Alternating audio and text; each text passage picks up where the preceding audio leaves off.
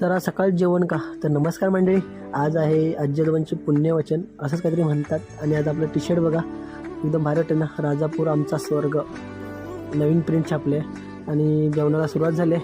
आणि इकडे महिला मंडळ पण जमा झाले आहेत सर्व. तर कोशिंबीर रेडी झाली आपली आणि आपलं जेवण पण रेडी झालं. नैवेद्य दाखवायची तयारी होती फक्त.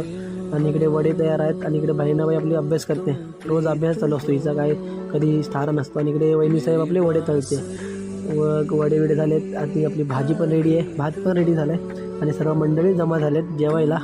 आणि आपला बाबा बघा, नको मला फेमस करशील म्हणतोय. आणि आपली खीर तयार झाली आहे, मम्मी स्पेशल खीर. आणि जर जेवायला या मंडळी सर्वजण जमलेत.